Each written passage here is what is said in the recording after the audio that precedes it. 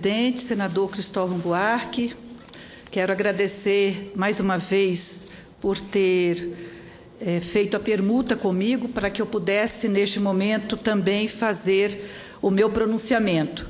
Quero cumprimentar todos os participantes aqui presentes, ouvintes da Rádio Senado, telespectadores da TV Senado, senhoras senadores, senhoras senadoras, senhores senadores.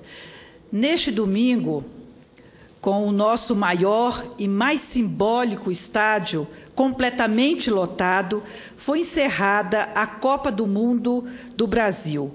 Copa esta que, para muitos brasileiros e estrangeiros, entra para a história como a Copa das Copas.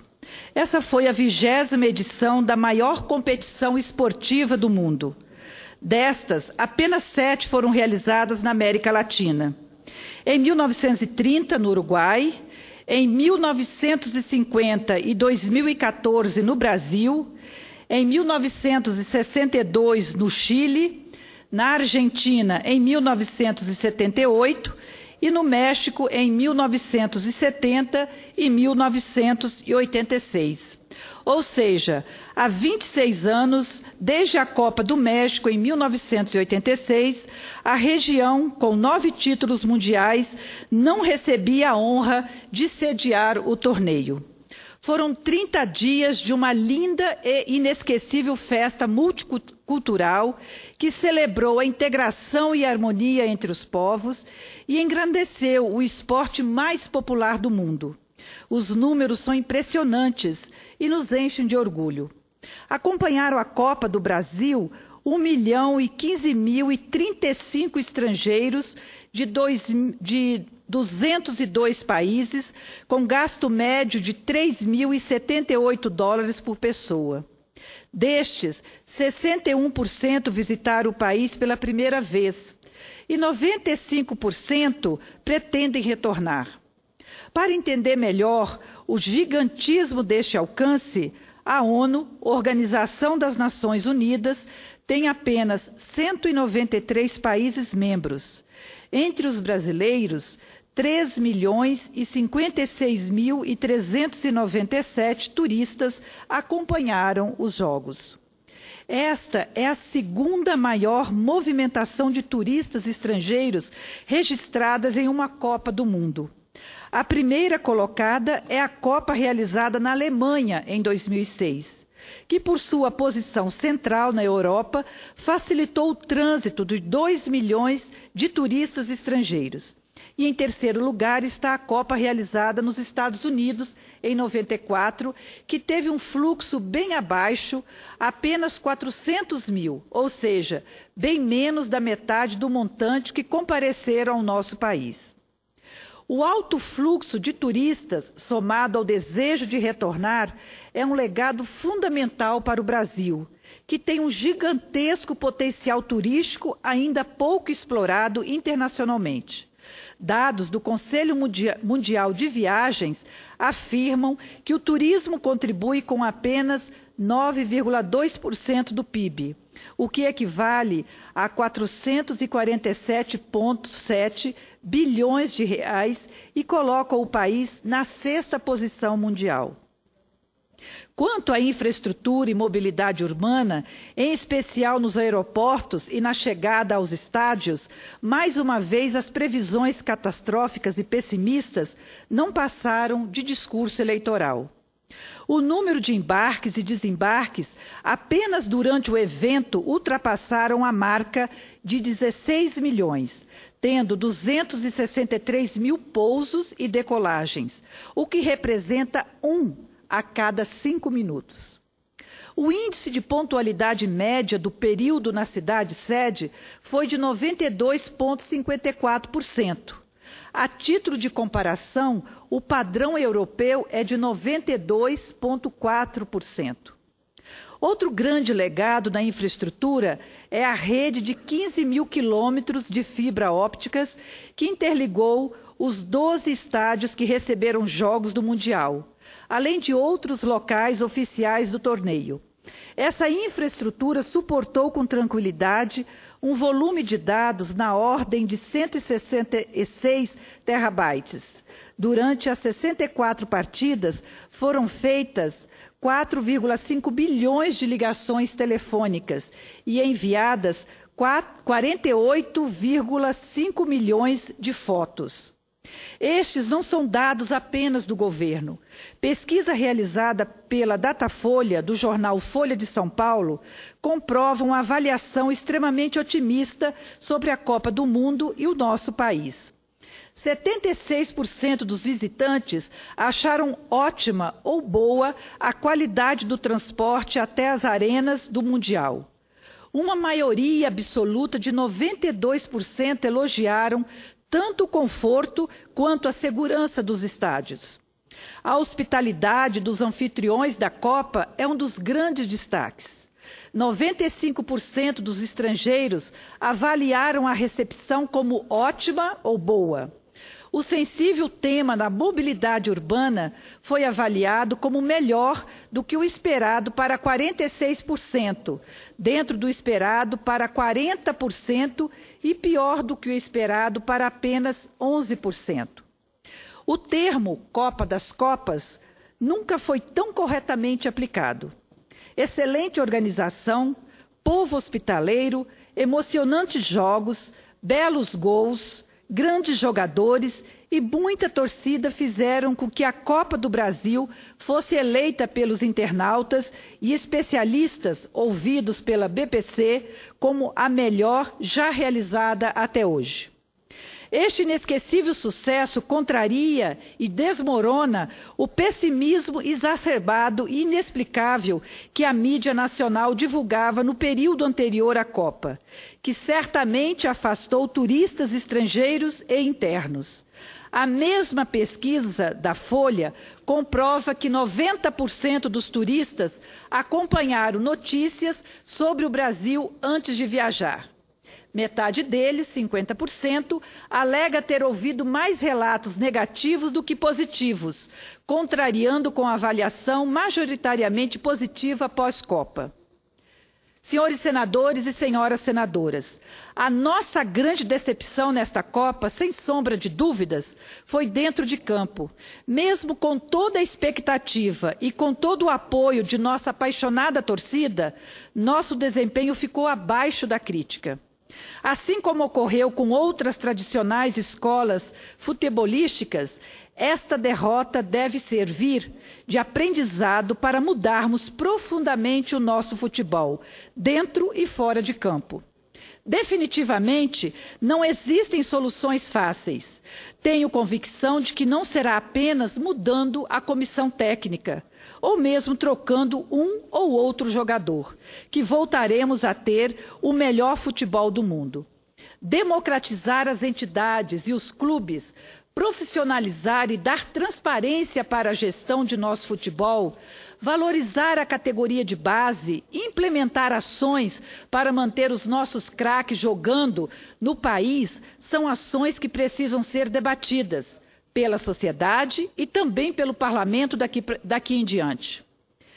Tive a honra, senhor presidente, de ser a relatora da medida provisória número 620, convertida na lei número 12.868 de 2013, onde, convencida por um conjunto de atletas e estudiosos do esporte, apresentei emendas que estabelecem regras de gestão para as entidades que recebem recursos públicos ou gozam de isenção fiscal, como limite de mandato de 4 anos, com somente uma recondução, transparência fiscal, contábil e financeira, inclusive através de sites, participação de atletas na direção e nos regulamentos das competições e, o mais importante, no sistema eleitoral da escolha de seus dirigentes. Não são raras as federações desportivas que são presididas pela mesma pessoa por 2 décadas, 3 décadas e até mais. Só para ficar no futebol, listo alguns exemplos. A Federação de Roraima é presidida pelo mesmo presidente há 40 anos, desde sua fundação. A do Mato Grosso, há 33, sem mudança na presidência. A de Santa Catarina, há 29 anos. A do Acre, 26 anos. No Mato Grosso do Sul, Paraíba e Rondônia, são 25 anos do mesmo dirigente no poder. Essa prática antidemocrática, infelizmente, não é uma exclusividade do futebol. Dados levantados pelo portal UOL são preocupantes. A Confederação de Atletismo é presidida por Roberto Gesta desde 1987. O mesmo ocorrendo com Yong, da Confederação de Taekwondo, e Coaraci Nunes. E Coaraci Nunes preside a de Desportos Aquáticos desde 1988. No próprio COB, Comitê Olímpico Brasileiro, o atual presidente, Carlos Arthur Nussmann, está no comando há 19 anos. O problema não reside apenas nestas absurdas durações dos mandatos dos dirigentes desportivos. O mais ainda é que os processos e métodos de decisões que vêm permitindo a perpetuação nas direções não são nada democráticos. É justamente esse modelo viciado, ultrapassado, sem participação da sociedade, inclusive de atletas, restritos, autoritários, movidos por interesses meramente econômicos, de competência de gestão bastante questionável, que é a causa central da atual condição do futebol brasileiro e que impedem o Brasil de se tornar uma potência também nos demais esportes olímpicos. Essa crescente dependência do futebol ao grande capital, em especial o dos meios de comunicação, tem sistematicamente prejudicado o amante do futebol. O horário, dia e local dos jogos e o calendário dos campeonatos não podem ser subordinados aos interesses das emissoras de televisão. Por qual motivo um jogo de futebol, no meio de semana, tem que ser às 10 horas da noite? Que horas um trabalhador da periferia chega em casa após ir ao estádio? A Lei 12.868 de 2013, em que pese o seu significativo avanço, ao condicionar que as entidades que recebam dinheiro público devem ter eleições democráticas, transparência na gestão e acabarem com as reeleições infinitas, tem esbarrado em manobras por parte dos cartolas. A Confederação Brasileira de Futebol, por exemplo, alega ser uma entidade privada, que paga os seus impostos e não utiliza recursos públicos como argumento para não se submeter às regras democratizantes. Este mesmo argumento vem sendo seguido por algumas outras entidades. Para sanar tal problema, desportistas dos mais variados esportes que compõem a entidade Atletas pelo Brasil, mais o Bom Senso Futebol Clube e jornalistas especializados vêm publicamente defendendo a aprovação de uma PEC que altere o artigo 217, inciso 1, da Constituição Federal, excluindo a autonomia absoluta das entidades desportivas e, posteriormente, regulamentando a matéria através de lei infraconstitucional. Segundo Daniela Castro, diretora executiva da Atletas pelo Brasil, a autonomia é usada pelas entidades para impedir qualquer controle externo. Afinal, são associações sem fins lucrativos e privadas. Contudo, olhando mais de perto, de maneira alguma essas organizações podem ser comparadas às associações comuns como ONGs, clubes, associações de bairro e etc. São organizações únicas, vinculadas ao Sistema Internacional do Esporte. Não há duas CBFs ou duas Confederações Brasileiras de Basquete. Outro ponto que corrobora para a tese da perda da autonomia é o uso da marca Brasil, da representatividade do nosso país, das nossas cores. É o que diz Daniela Castro. O país pentacampeão do mundo no futebol, o país que é apaixonado pelo esporte, não pode mais conviver com suas entidades desportivas, com gestões antidemocráticas, pouco transparentes e ineficientes. O país, que é uma verdadeira nascente de novos talentos, não só no futebol, mas em outros esportes também, não pode mais ficar inerte vendo seus talentos brilharem em outras piscinas, campos e ginásios. A realização da Copa do Mundo 2014 no Brasil foi altamente providencial, pois revelou para o mundo, mas especialmente para muitos de nós, o quanto o povo brasileiro é capaz e competente para enfrentar e superar os grandes desafios. Reafirmou a nossa vocação histórica de povo acolhedor, afável e alegre.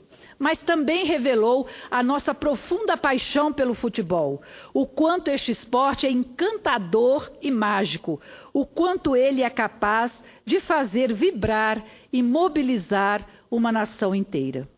Portanto, este valioso patrimônio do povo brasileiro não pode ficar nas mãos de uns poucos, não pode servir à lógica restrita do lucro privado para uns poucos.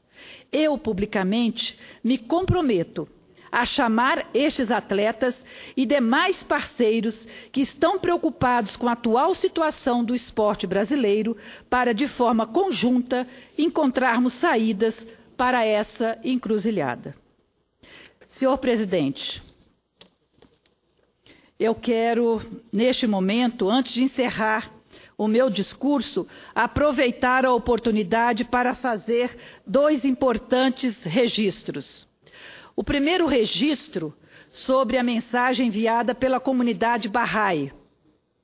A comunidade Bahá'í, que está presente em várias regiões do mundo, em vários países, me enviou uma mensagem sobre a Copa do Mundo.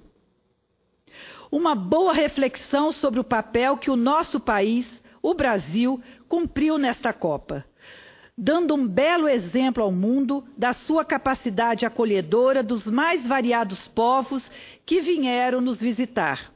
Segundo eles, poucos momentos vivenciamos um evento abraçando um espectro tão amplo da humanidade, com presenças de várias etnias, várias religiões e várias culturas.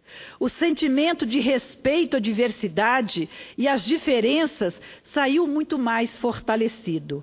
Firmou-se ainda mais uma cultura global de paz e de forte rejeição ao preconceito e intolerância nas suas mais variadas formas.